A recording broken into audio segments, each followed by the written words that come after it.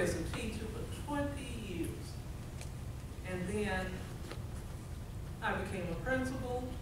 I was at McKinley School, and just 1 year. And then they started moving me around to the schools that were just top notch. They really were at that particular time. Now with the mentorship program, after I retired as principal, I was doing substitute. Being a principal when someone was out. Sometimes it was a short time, sometimes it was a long time. Sometimes they got me there by hook or crook, and they said they were looking for an assistant principal or somebody, but they never seemed to find them. So sometimes I stayed there like 5 or 6 months, or to the end of the school year. So I had 3 schools where that happened to be.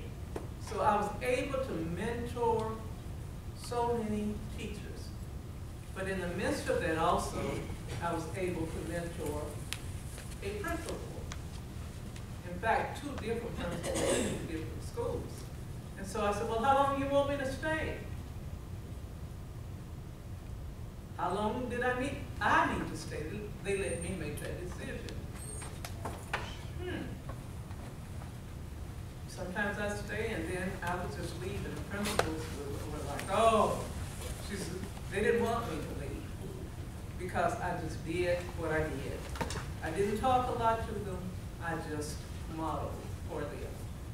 You know, I want to talk about this one thing. Funding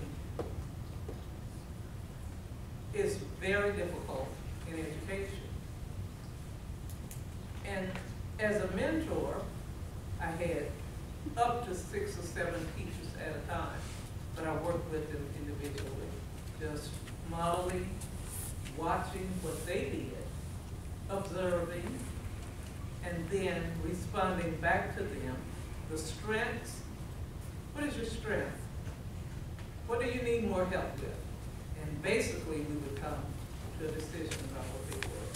And I was paid to do that from the state.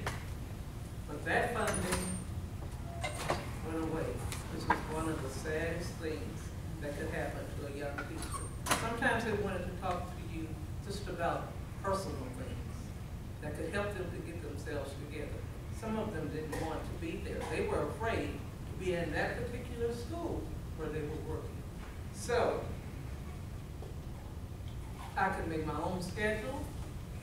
If they needed me, they could call me and say, this is what I need, and this is what I needed, so that I could do my job. I needed a laptop, and on that laptop was a notepad, how I could respond to teachers, all talking about technology.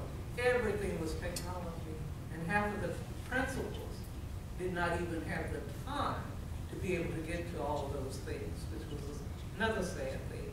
Funding, just having the money to do it.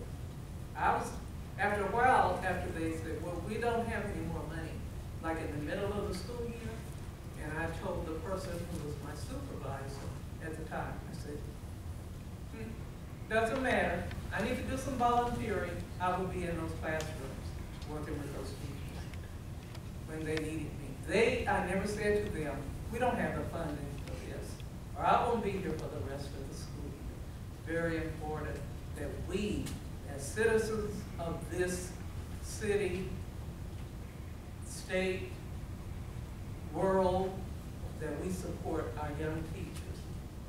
Just stand beside them, sometimes team teach with them, sometimes tell them different strategies, something that they can do to make themselves more effective in working with children. So this was just a dream job for me. I used it. Sometimes I have 1,000 books still. They say you really don't need to be able to do. Even in technology, we do. The handbook for the art and science of teaching was a book that each of them had. This was one that we used for discussion, and we used the Marzano model or framework for teaching. And mentoring new special education teachers. with that, then meet in groups and just talk about some of those issues. And then they also did a project to let us know that this is what they were working on. We did not do any kind of evaluation, just the mentoring, talking, telling, helping. That is what I did. And that's a wonderful business to go into. I never thought about that. I had another colleague who was mentoring as well, and she made it a full-time job. I made it a consulting job.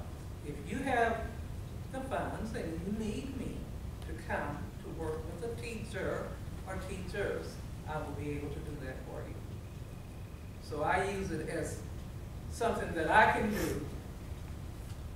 I choose sometimes and say, well, I don't think I'll be able to do it. Sometimes I have a trip planned or whatever, and I just couldn't do it at that particular time. I want to move it on. So we used a framework called, again, the Marzano Art and Science of Teaching Framework, and there were 60 different domains that we worked in. I'm going to tell you what those are, and then I will be done. Just routine events, lesson planning, lesson segments, just on the spot, where I would be like a coach and say, let's do it this way, let's try it this, like that. And those were the first 3 domains that are very important in working with teachers. Planning and preparing was another one. And then reflecting on their teaching. And you can't do everything by yourself. Being collegial. Working with other teachers in that building when you see doing things good and great. And then following in the footsteps of that particular teacher who is in the building all day long. Where I would come, and I would stay maybe 2 hours, or the morning, or the afternoon, with that particular teacher. My last assignment was at Northwest Middle School, working with 7 teachers, and our goal and our aim was for the teacher to be effective, and that they would remain in education, in the school, working with young people. So when you see a teacher, don't say, oh, you're a teacher, that's what you do. They don't make money. Let's be positive when we talk with them. That's my cry. That's my mantra. Be positive. Tell them it's a wonderful job, and yes, you can. You can make the money that you need. You will have all the things you not only need, but you'll have some of the things you want. So that if you're interested in looking at any of this material, would like to talk to me about it, or you know an educator or principal, administrator, who may want someone, tell them about this program. It started with Kansas City, Kansas Public Schools, and it is branched off where many of us are working as teachers using that framework. Thank you very much for listening.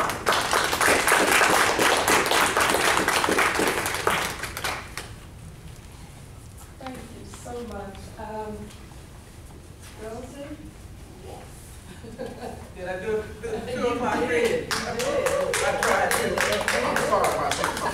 Oh, no. Exactly. This is one of the teachers. Yeah, she one of That- our principals.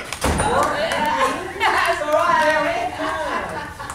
Yeah. Oh, that's wonderful. And it is wonderful to have some support. Right. That's the biggest thing. I don't care what anyone says. If you're in a building and you don't feel you have any support, or if you don't have any support, you're not going to be there very long. And so that's why we have to help each other. Rosie, I know if you want to introduce, I see some people from our sister chapter. I want to thank everybody for coming. This has been such a pleasure and so enjoyable for us to do and to see you all here. I'd like for Alpha, if you just stand, Masslow's Monica.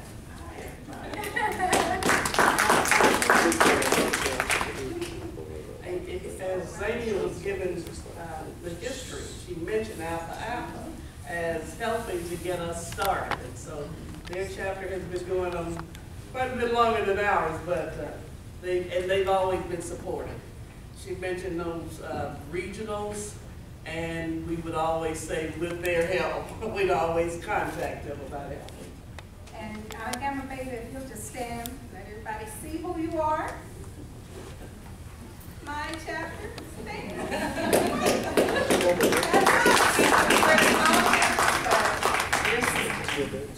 Okay, and then we have all kinds of other special guests, and I don't know some of you, but we are so happy you're here. My friends that always support me. Every time I ask them to come, they come. Church members, Second Baptist in the house. Do you have any special guests you want? Well, I tell you, you saw the Attorney General and you saw the judge from Kansas City, Kansas that was here. I really don't have a shortage of words, and I talk all the time. I saw a young lady coming into the library this morning, and I just said, "Hi, can you help me?" And we had all this stuff to get out of the car. And I said, "You know what, I'd love for you to come and eat with us. We're having a program." And she said, "I can't, but I'm gonna send my brother." And, well, I'm gonna send both my brothers. One is the Attorney General and the other is the judge. So when they came in, she said, "We were told to come and find you because we were told to come." And so it was just that way. And it was just wonderful because we needed to see them. And we needed to know that we're going to be there to support them. To support them. So that was just wonderful. I was just overwhelmed that she sent them. And they came. And they came. And so, Mr. Owens, you did what you always do. You're just a wonderful person, wonderful person. Oh no. We just have a little token of appreciation for you. I was rushing. I forgot the card. But we do have a little token of appreciation for you. And all of you, I recognize some people from another group that I'm in, that Lula and I are both in, and we were just so happy to see Johnny Mae and Barbara. And talking, as I always do, this is a chaplain at Mama Hospital, just in a conversation. Just in a little conversation with her. And so we're so happy to have you here with us. Reverend Marvita Jackson. Just wonderful to have you with her. And I was listening to her and talk about some of her work. And so you know us now here in Kansas City, Kansas. And so whenever you need us to do anything for you, we will try. We have one young lady that's kind of interested in joining us, and we put her on a special mission. Find 2 more, because you have to have 3 to come in at a time. And so she has an assignment. Find 2 others. Again, thank you so much for coming and being with us. And if you wanted some more food, feel free. Thank you so much. All right. It's been a pleasure. And at this time, if there's nothing else, then consider yourselves dismissed.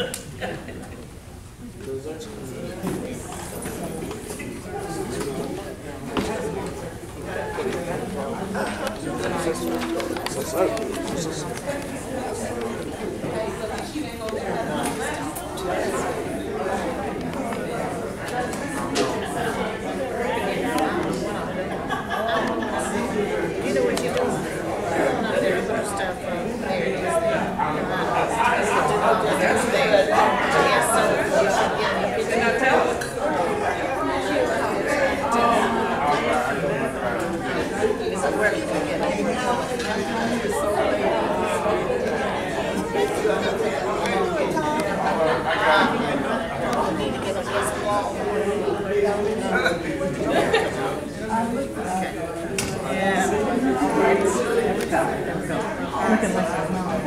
you know, sometimes I hit that button 2 or 3 times, so you may have 5 pictures.